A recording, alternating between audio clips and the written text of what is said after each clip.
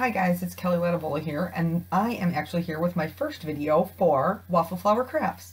So today we're going to be using the horizontal stripes die and then the In Bloom stamps and dies. I'm actually doing two cards because I have no self-control and I love pretty stamps. So the first one is going to be with a Distress Oxide background, a rainbow background, because I love rainbows.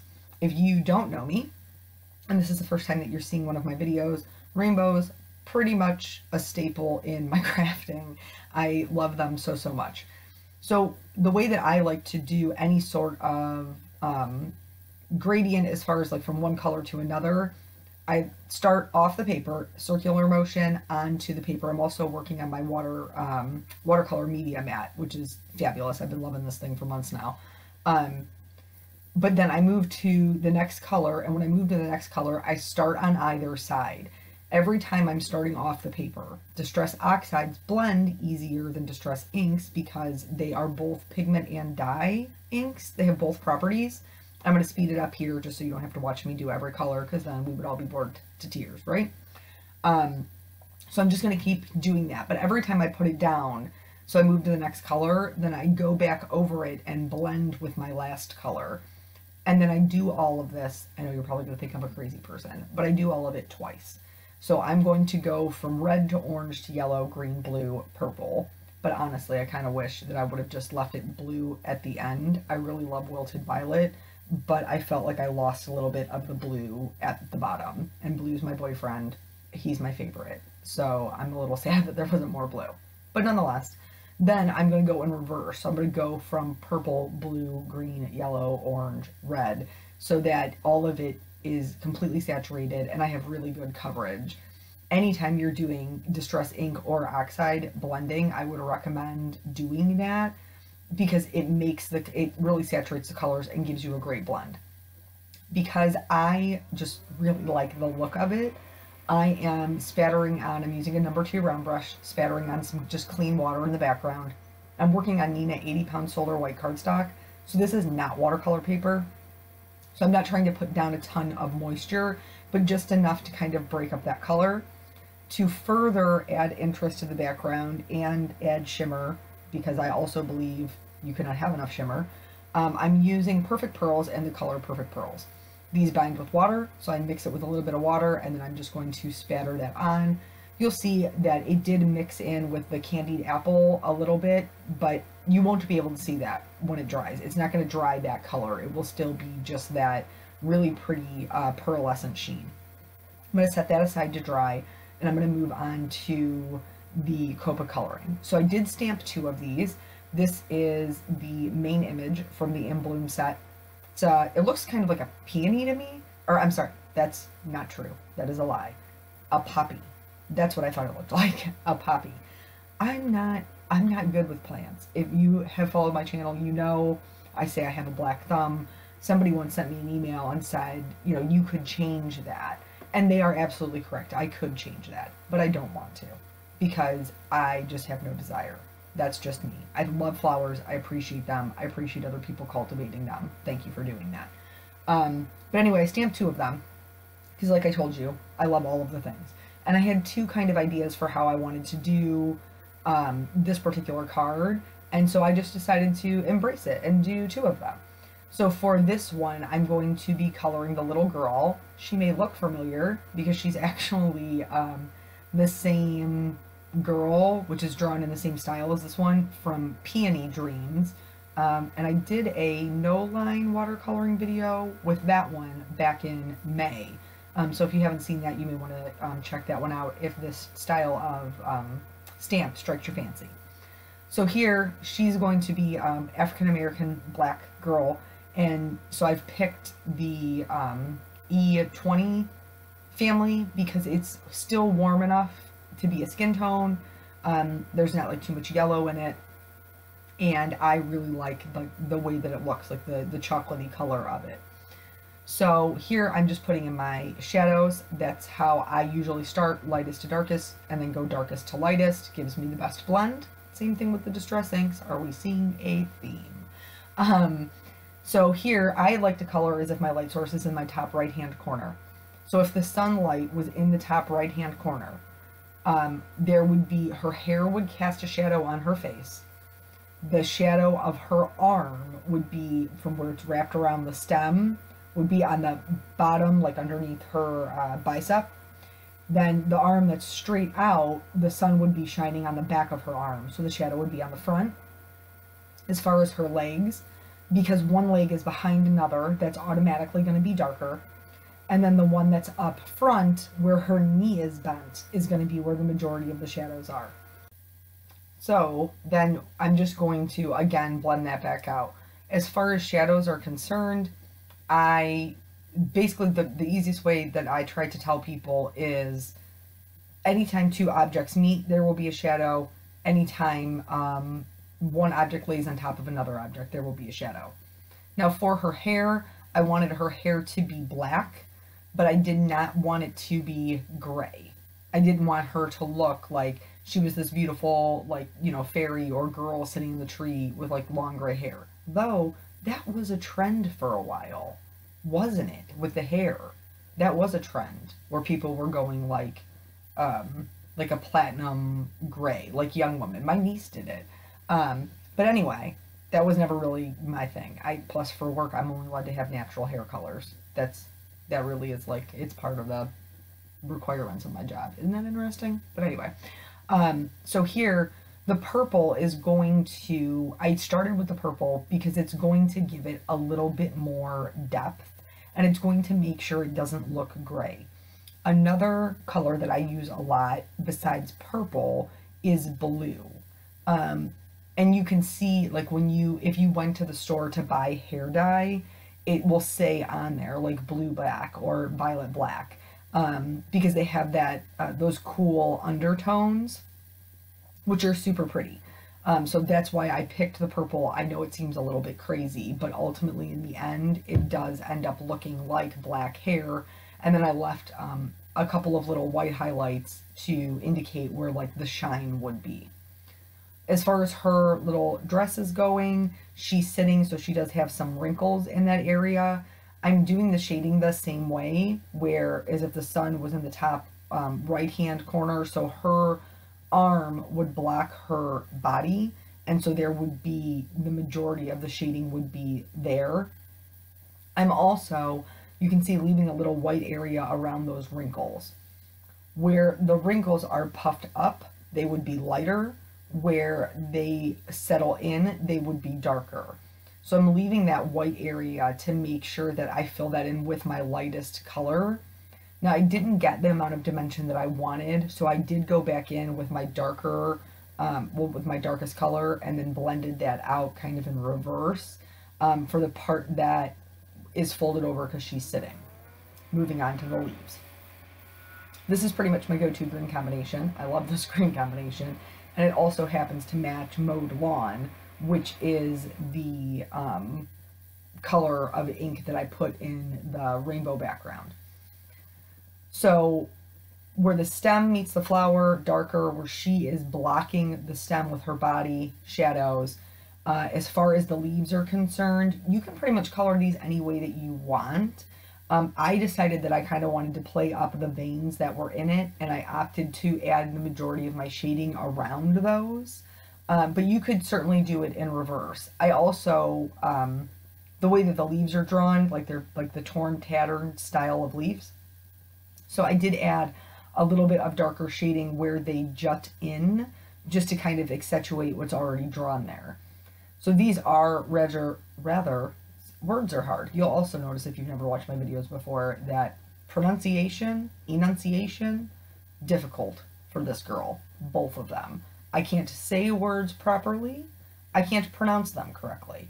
And even when I think that I'm trying to pronounce them correctly, there is something about my pattern of speech that I don't. So when I say the word opaque, people are like, it doesn't have a G in it, Kelly.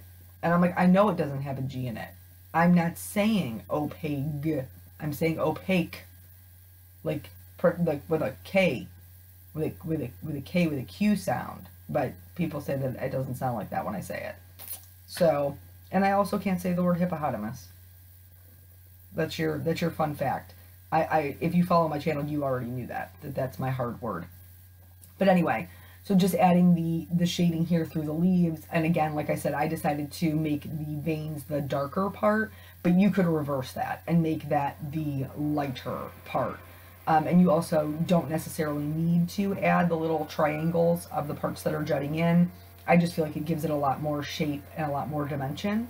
And I really wanted that since this flower is the focal point for my card. So after I do this, I'm going to color the other ones off screen because there's just, you know, multiples and I'm doing the same thing over and over again. And my videos already are fairly long just because of all of the coloring that I do. It's weird to me, and probably weird for you guys too, when my videos are like 10 minutes or 15 minutes, because that's not usual. Like usually you can get a good 20 to 30 minutes out of me for a video, and for some people that's too long, and I totally understand that. But for other people, they enjoy it. We also do story time on my channel, and again, that's not something that everybody loves, but that's the way that I do videos, because I want that connection, I want that relationship, I want that back and forth. I want to get to know you guys, I want you guys to get to know me. So that's just something to keep in mind. That and if the story time is not for you, but you really enjoy the coloring, I tell people mute it. Don't listen to me. And I'm okay. You're not going to hurt my feelings.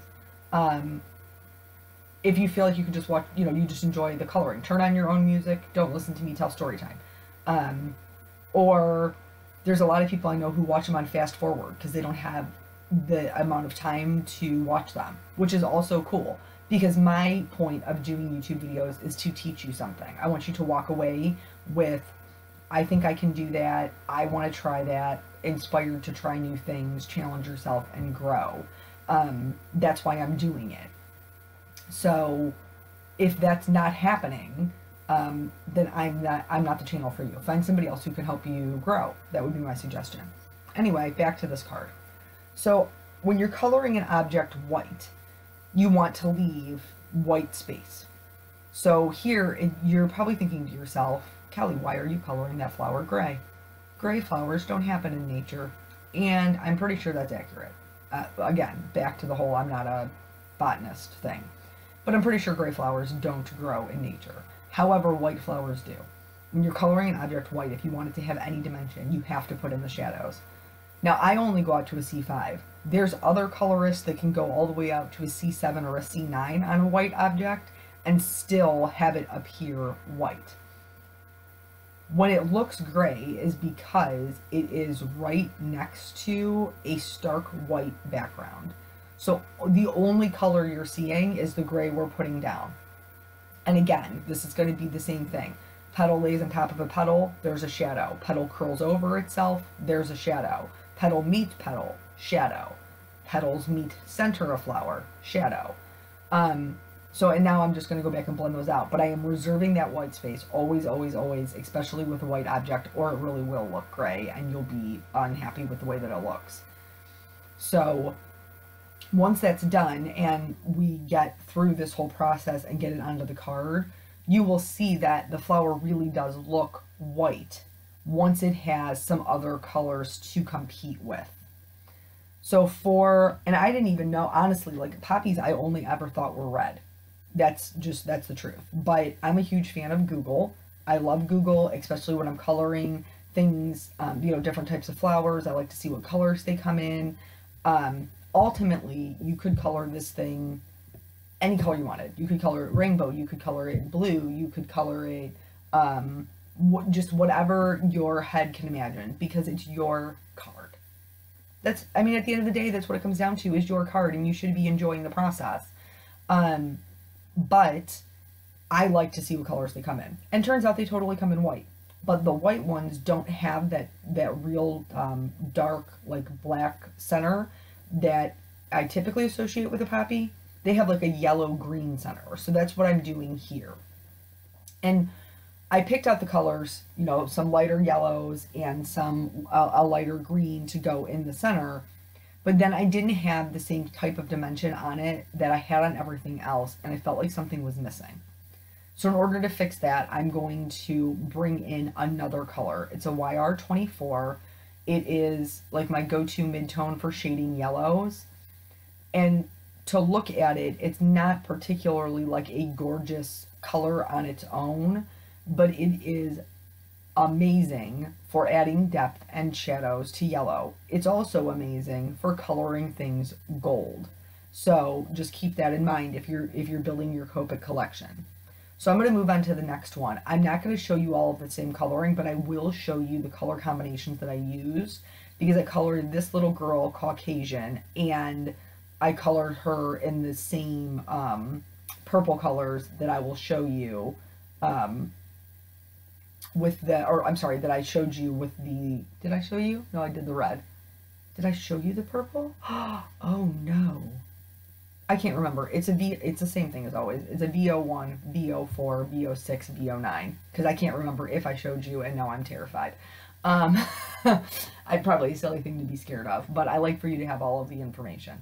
So for this one, a little bit different.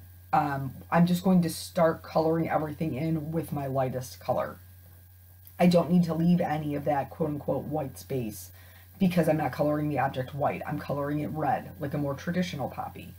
However, you still want to make sure you're leaving that light color because that's your highlight. All of your dimension will come through your highlights and your shadows. So highlight is your lightest color, shadows is your darkest color. There should be minimal amounts of both of those things. For the two that are in the center, your midtones, if you're using a 4-color blend like me. If you're using a 3-color, then you only have one midtone. But your midtone should be what you see the majority of. There should not be a ton of highlight.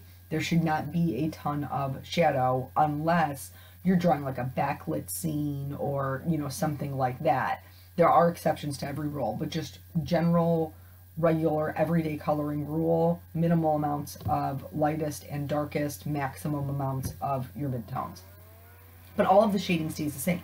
No matter what color you're using, you can put these flowers right next to each other and see that I'm adding the shadows in the same area because of the way that I am coloring it. Like those tried and true techniques don't change. So yeah, I really enjoyed coloring these. You guys know that I love flowers. Flowers are like, they always have like a little special place for me. And I liked the idea of making 2 different cards. I don't think, you know, stamps are an investment, guys. You know, you're going out there and you're hustling all week and your hard-earned money, and so you want something that you're going to use time and time again. And here, I had 2 ideas for it, and I couldn't, in my head, I couldn't figure out which one I wanted to do, so I decided to make 2. But like, it certainly won't be the last card I ever, you know, make with this stamp set.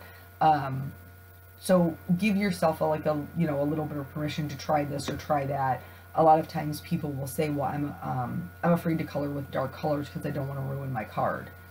Everything is salvageable. Everything, you can fix it. There's ways to fix it. Now, that may mean that you have to accept that the card isn't necessarily going to look the way that you planned it out in your head, but that doesn't mean that it's going to look bad or that it's going to look ugly. There are ways to fix things and get around them so that you don't have to, you know, throw it in the trash can. I never throw anything away. Well, I mean, kind of, because I'm a craft hoarder, but, and that's a real thing. That's a real thing. But I don't, if I start a project, I'm riding that thing out. We're committed. We're in a long-term relationship. Like, we are, what do they used to call that when you know, when you weren't married, but you lived together for so long that everybody thought that you were married? Common law. Me and my cards were common law. We're ride or die. Like, we are in it for the long haul. So here, it looks a little bit crazy with the purples because you wouldn't think to put purple in the center of a flower. But in this situation, I am putting purple in the center of the flower because they have a violet, like a black, or I'm sorry, a violet black center. They do. That's what poppies look like. So, I can't just color it black because then I won't have any of the purple. So I started with the purple, and then I'm going in with the grays. I'm going to come back with the purple though, because the way Copics work, lighter colors will pick up darker colors and make them lighter. That's how they blend so beautifully together in the fiber of the paper. So I am going to go back in with the violet, the VO4, and just kind of cut out some edges of the images that are there so that you can still see them. It's harder to see on camera, I'm going to be honest with you. It's much harder to see on camera. It kind of just looks like a black blob. I'm going to try to pick it up and get a little bit of a close-up so you can see. But there's, you know, there'll be pictures and stuff over on the blog if you'd like to get a much better look at it in the still photos. But you can see in real life where the separation of those things is. Plus, I love detail work. We're going to add a little bit of that later to kind of accentuate that as well. But like you can see here, there's a clear delineation between the center. I like to outline all of my images. For me, my go-to is an EK Success journaling pen. They are becoming harder and harder to come by. I think they've stopped making them. So I'm trying to find something else. I've tried the microns. They're okay. I've tried the Copic out, the fine liners. They're also okay. I have not found any that I love as much as I love the EK Success journaling pens. So I'm still on the hunt. If you have any recommendations, please let me know. So here I've gone ahead and the Distress Oxide background totally dried, and I cut this out using the horizontal stripes die, which I extra love. I just love stripes. So here I've lined them all up so that I could remove the ones that needed to be removed. And I could have made another card with those. I absolutely could have. There's enough stripes to make another card. Here I've left the die in place so I know where to put my foam tape. And now I'm going to remove it so that I can adhere the striped die cut pieces. I also did this same thing with black cardstock because that was where I struggled, because you know I love bold black with bright colors. But then also I love rainbows. So I couldn't make my mind up about which one to do. And so I just did them both. I mean, it's basically what it comes down to. Here I'm heat embossing the sentiment. One of the things that I love, and it's a little thing, and I didn't think that it mattered so much, but it was so nice to have when I was doing it. The waffle flower dies are not interconnected. You don't have to cut them apart. And so you can just go in there and they all come on magnetic backing, which is amazing because then I don't lose any of them. And it doesn't require any work from me. And so those are two things that I totally love. I never would have thought about, like here I'm going to do the heat embossing for the little sentiments. I never would have thought about die cutting them. I would have just trimmed them. But honestly, the edges do look much nicer with the dies. So when I have the dies, I'm going to use them. And, you know, if it doesn't, then I'll go back to trimming it with my paper trimmer. But it was pretty nice to have. Here I kind of laughed to myself because I've always, like I've never bought the, what are they, like the tweezers, the craft tweezers. I never felt like they were necessary until I just did that heat emboss sentiment. Oh, don't do what I did. I was putting glue on top of my piece, on top of my card. Don't do that. Don't be me. But yeah, I never thought I needed the tweezers until I was doing that particular thing, and I was like, I should have a pair of those tweezers. So here, I didn't want my leaves sagging. Nobody wants saggy leaves. And so I put some foam tape on the back of it to make sure that they stood up. And it was hard to get the placement exactly correct. So I just went in there, pulled it up, cut it along the edge of the stripe, and was good to go. I also stamped the sentiments, which again, I adore, because they're just so encouraging.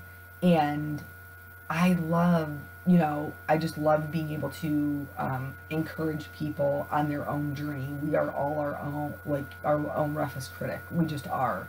Here, I thought that I would only need to do the foam on one part of it. It turns out I didn't. I needed the foam on both parts, and then I end up still actually bumping it up another level, so it ends up being two. So one of the cards says bloom for yourself, and the other one says grow in your own time. And just what wonderful, encouraging words to send to a friend, because we are all running this, you know, crazy rat race of comparison. In the last couple of days, just on my own Instagram and stuff, I have seen people who said, you know, I think I'm doing okay with coloring, and then I see yours or whatever. Don't compare yours to me. Compare you to your yesterday. And as long as you're making improvements, you're doing awesome. So here we go. This is it. This is both cards. Thank you guys so much for joining me, and I will catch you on the next video. Bye.